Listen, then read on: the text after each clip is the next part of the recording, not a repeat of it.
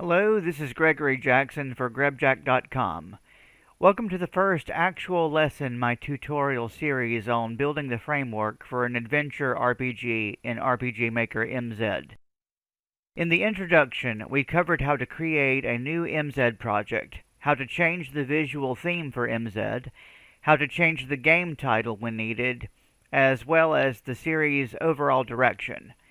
This series is intended to be viewed in its entirety and in order, as each lesson will build upon what came before. So to eliminate confusion and frustration, please start from the beginning, if you have not already done so. In this lesson, we're going to cover one of the most fundamental elements of the framework, the screen-by-screen map transition process. If you've been working through this tutorial series along with me, please open your MZ project and we'll get started. On the map list, right-click on Adventure RPG, which I will be referring to going forward as the project root, and click New. This brings up the Map Properties window. At this time, we are not going to change anything, so go ahead and click OK. We now see Map 002 in the map list. Repeat that process 3 more times to get Map 003, Map 004, and Map 005. Click on Map 001, and in the tile palette, click the Mountain Rock tile, and then draw the tiles into the map like so. On the page bar of the tile palette, click the R tab. This brings up the Region ID palette. Region IDs can be defined on a per tile basis and allow you to reserve regions of the map for special handling. In typical RPG Maker design, transitioning from one map to another involves setting up a transfer player event in a tile that tells the game which map and tile to send the player to. We want to make it so that as soon as the player reaches the edge of the screen, the adjacent map will be loaded and the player appears at the opposite edge relative to where they were on the previous map and facing the correct direction. To do that using normal transfer events would mean a separate event for every tile on the edge of the map that the player can enter. But using region IDs will allow us to create one event that can be copied and pasted on any map, and it will just work with a minor edit. Let's continue. Select region ID 1 and draw it into the grass tiles along the north edge of the map. Similarly, make the grass tiles along the west edge region 2, the grass tiles along the east edge, region 3, and the grass tiles along the south edge, region 4. Now click on map 002. This map will be to the north of map 001. As we can see, it is empty. Switch back to tab A on the tile palette. Select the Grassland A tile, click the Flood Fill button on the toolbar, and then click anywhere in the empty map area to fill it with grassland. Switch back to pencil mode, and again using the Mountain Rock tile, draw something like this. The only exit from this map is to the south, so we only need to add region ID 4 to the grass tiles on the south edge. Using what we've learned, let's repeat this process to make map 003 look like this, map 004 look like this, and map 005 look like this. Now that we have the maps set up, it's time to move on to setting up the navigation system event. Switch back to map 001. Click the Event button on the toolbar. We can see that there are now grid lines on the map, and the tile palette has been replaced by the currently empty area, which will display any events that have been placed on the map. Right-click the top left tile on the map and click New. This brings up the Event Editor window. In the name field, we see that the event is currently named EV001. Let's change it to NavSys using all caps. Now click the button under Trigger and select Parallel. A parallel event runs constantly as long as the player is on the same map with it. We need to understand a few things. RPG Maker MZ runs at 60 frames per second by default, and events are processed every frame. On a fast system, this is not an issue, but on slower systems, too many events running at the same time could cause the game to run slow or choppy. There are common events, which we will cover later in this series, that can be set to run constantly. Depending on how many of these there are and how complex they are, adding parallel events on top of them can have the same effect. Also, events are processed in the order they are placed on a map. If you have more than one parallel event running that references the same variable for a specific function, and they are not running in the correct order, it can cause the game to behave incorrectly. Navsys must be the first parallel event placed on any given map, as it will set the value for variables that other system events may need to refer to. This is why we named it with all caps, so we can tell at a glance in the event list that it is parallel. Being mindful of these technical details can help reduce some of the debugging later. So what is Navsys going to do? First, it's going to define which maps the screen edges will send the player to. Second, it's going to get the location of the player on the map and the region ID of the tile the player is in. Third, it's going to check to see if the player's current region ID is one of the 4 we use to indicate transition points. If so, it will send the player to the appropriate map at the opposite edge relative to the player's last position on the previous map and facing the correct direction. If not, then nothing happens and the player may continue moving freely. Now that we know what we want to accomplish, let's set it up. Under Contents, right-click the first line and click New. This brings up the Event Commands window.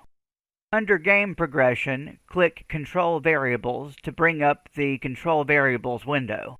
Under Variable, click the button next to Single to bring up the Variable Selector window. There is a maximum of 5,000 variables that can be in use in an MZ game without using plugins. MZ organizes variables into groups of 20, with each group being shown in the list to the left. The 20 variables in the selected group are shown in the list to the right. There is one thing we need to understand about variables. While we can name them whatever we want, MZ identifies variables by their ID number. The names we give them are for our benefit. The variable we are setting up now will identify the map to the north. To name it, click on the first unnamed variable and enter North Map in the name field. The name in the list updates automatically. Go ahead and name the next 3 variables West Map, East Map, and South Map, respectively. With North Map selected, click OK. Back in the Control Variables window, under Operation, make sure that Set is selected. Under Operand, make sure Constant is selected and set it to 2 and click OK. The Control Variables command to set North Map to 2 now shows up under the contents in the Event Editor window. Using what we've learned, let's set West Map to 3, East Map to 4, and South Map to 5. Now we need to get the location of the player on the current map. Let's name 2 new variables, Player X and Player Y. For Player X, make Operation Set and Operand Game Data, and click the button to the right to bring up the Game Data window. Select Character, set the first option to Player, and set the second option to Map X, and click OK. Back in the Control Variables window, we see that Game Data is now set to Map X of Player, so we can go ahead and click OK. Now for Player Y, we repeat that process, except that the second option next to Character in the Game Data window needs to be set to Map Y. Now we need to get the region ID at the player's current location. Create a new event command. On page 3, under Map, click Get Location Info. This brings up the Get Location Info window. Click the button under Variable to bring up the Variable Selector window. Name the next variable Region ID, and then click OK. Back in the Get Location Info window, click the button under Info Type and select Region ID. Under Location, select Designation by a Character. Set it to Player, and click OK. Now before we move into the part where we process map transitions, if necessary, we need to understand how map coordinates work and how that pertains to the Navsys transition process. The screens are 17 tiles wide for x coordinates and 13 tiles high for y coordinates, but both directions start their count at 0. This means that the top left corner tile is x0, y0, and the bottom right corner tile is x16, y12. When transitioning the player to a new map, the destination cannot be in any of the edge tiles, as that is where the region IDs processed by Navsys are. Transitioning into these will cause the player to be sent back to the previous map. And if that destination is also an edge tile, it will throw the player into an endless transition loop, and we do not want that. So here is a reference note for the x or y coordinate that needs to be arbitrarily plugged into the transition commands. Origin is the screen edge the player will be leaving from, and destination is the fixed x or y coordinate they need to be sent to.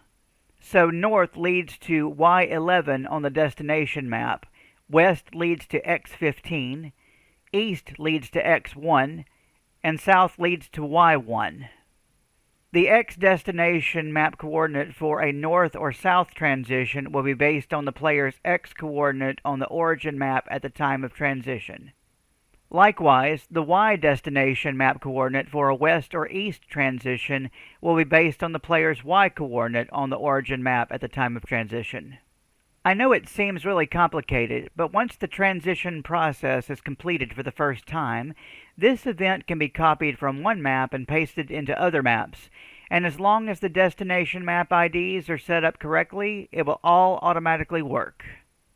This part of the framework is probably going to be the most complicated, so it should be smoother sailing going forward. Now let's get into the transition process. Create a new event command. On tab 1, under Flow Control, click Conditional Branch. In the Conditional Branch window, on tab 1, select Variable, set the first option to the Region ID variable, set the second option to Is Equal To, select Constant, set that to 1, and click OK. So if the Region ID variable is equal to 1, any commands entered under that condition will be processed. Otherwise, the commands under the end tag for this conditional branch will be processed instead. Let's set up the commands that will be executed if the condition is met. Through a control variables command, let's name two variables destination x and destination y, respectively.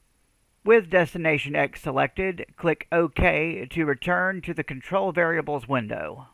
This time, we are going to set this variable to the value of another variable, in this case, that of player x, and then we'll click OK. Remember, the destination x coordinate for a north or south transition is based on the player's x coordinate at the time of transition. The destination y coordinate for a north transition is always y11, so set destination y to a constant of 11. Now, later on, we'll be creating a node management system that will reset certain elements when changing maps. Let's set up the trigger for that. Create a new event command. On tab 1, under Game Progression, click Control Switches. This brings up the Control Switches window. Let's click the button next to Single to bring up the Switch Selector window. MZ games can have up to 5,000 unique switches, and they are organized the same way variables are.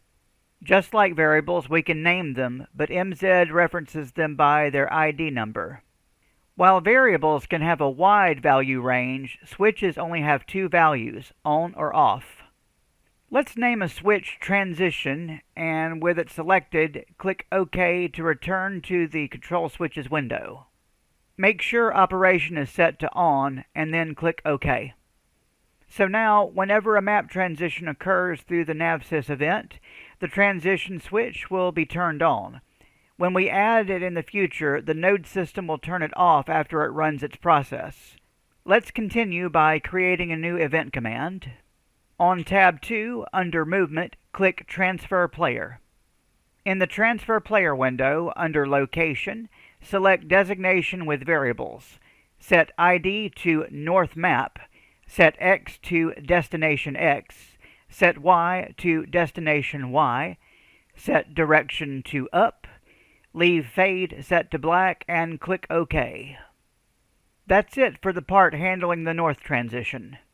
Based on what we've learned, keeping in mind the mandatory destination map X or Y coordinates depending on origin map edge transition, as well as the usage of player X or player Y values for the north or south and west or east transition, let's set up similar conditional branches below the first one to handle the west transition, the east transition, and the south transition. Navsys is now complete, so we can go ahead and click OK.